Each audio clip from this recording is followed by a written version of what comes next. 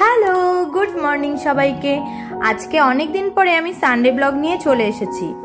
ঘুম থেকে উঠেই প্রথম কাজ আমার মুখ ধোয়া, সেটা করে আমি হালকা প্রকৃতির দৃশ্য দেখতে চলে এসেছি। তারপরে একটু গরম জলে লেবু খেয়ে নিয়ে সকালবেলাটা শুরু করলাম। আর এই দেখো, বেকম ঘুম থেকে উঠেই হাতে দাঁত নিয়ে বসে রয়েছে, মানে দাঁতটা পড়ে গেছে আজকে সকালে।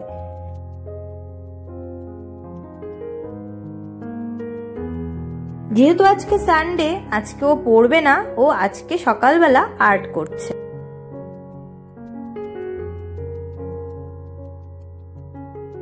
আর পেখম না আর্ট করতে ভীষণ ভালোবাসে, তো আজকে যেহেতু সানডে, ও আগেই বলেছে আজকে আমি পড়বো না, আর্ট করব। আর এদিকে দেখো একটা লেবু গাছ। এই লেবু গাছটার বয়স হলো 50 বছরের ওপরে। আমি বিয়ে হয়ে এসে থেকে দেখে যাচ্ছি প্রচুর লেবু হতো, কিন্তু হঠাৎ করে এই বছরে গাছটা না মরে গেল। তো পাতাগুলো শুকিয়ে সব ঝরে গেছে, শুধু ডালগুলো রয়েছে। আর কিছু লেবু আছে সেগুলো পেকে পেকে ধরে রয়েছে। বেশিরভাগ লেবুই লোকজনকে দিয়ে দেওয়া হয়েছে। আজকে অনেকদিন পরে বাজারে বেরোনোর একটু সুযোগ পেয়েছি, তাই তো অনুপমের সাথে বেরিয়েছি বাজার করতে। মাঝে সাঝে এরকম বাজারে আসতে কিন্তু বেশ ভালোই লাগে। এই দোকানটায় দেশি চিকেন বেশ ভালো দেয়, তো এখান থেকে অনুপম এখন চিকেন নেয়। আর দেখো, চিকেন নিয়ে আরেক জায়গায় চলে এসেছিলাম টেংরি খুঁজতে, টেংরির স্যুপ খাবে বলে, কিন্তু দুর্ভাগ্যের বিষয় আজকে পেলো না, অনেকটাই বেলা হয়ে গেছে। আর দেখো কি কি এনেছি বাজার থেকে। এই আর্ট পেপারটা দিয়ে ওকে একটা রথ বানিয়ে দেব। আর এনেছিলাম মিষ্টি, বেসন, তারপরে এনেছিলাম টক দই, পরোটা, সবজি, এই সব। এই দেখো সবাইকে খেতে দিয়ে আমিও নিয়ে বসে পড়েছি পরোটা মিষ্টি খেতে।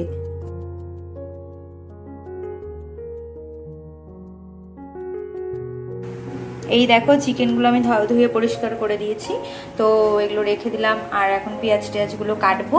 আর আজকে সানডে যেহেতু অনুপমই রান্না করবে, তো চিকেন আজকে অনুপমই রান্না করবে। দেখলে সব এখন আমি পেঁয়াজ টেয়াজগুলো কেটে দেবো, তো একটু পরে অনুপম রান্না করবে, তোমাদের দেখাচ্ছি একটু পরে, দাঁড়াও।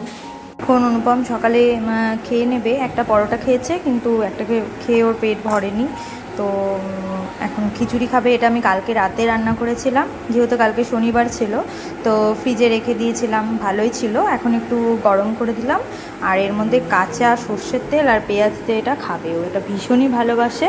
তো এখন চলো দিয়ে দিই। সানডেতে স্কুল ছুটি থাকে, তাই পেখম বাড়িতে দুষ্টুমি করে। এদিকে অনুপম রান্না বসিয়ে দিয়েছে, কড়াইয়ে তেল দিয়ে দিয়েছে, আর আমি সব ধুয়ে কেটে রেডি করে দিয়েছি।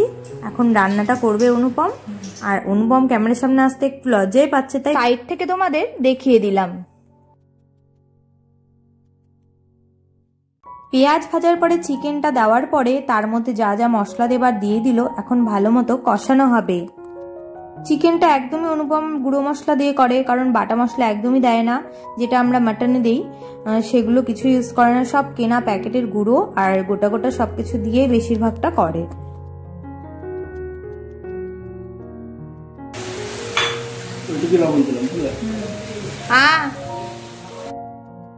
অনেকটা বেলা হয়ে গেছে, আর পেখমকে খেতে দিয়ে দিয়েছি। ও তো ঘরে বসে কার্টুন দেখে দেখে ভাত খাবে। আর এই যে দেখো, খাওয়া দাওয়া চলছে পেখমের।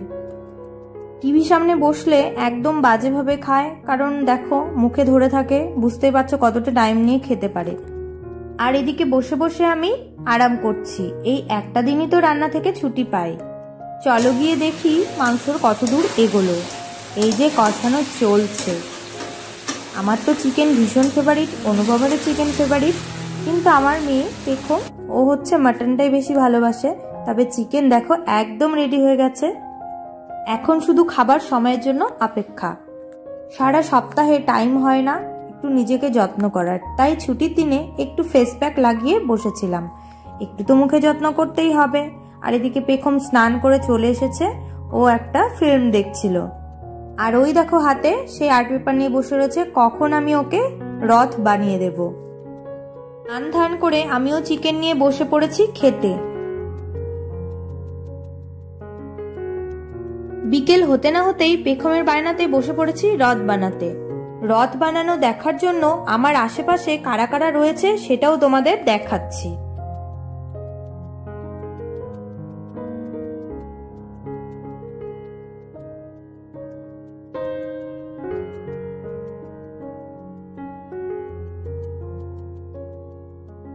তবে আজকের মতো ব্লগটা এখানেই শেষ করছি। পরের ব্লগে খুব শীঘ্রই দেখা হবে তোমাদের সাথে। ততক্ষণের জন্য বাই বাই।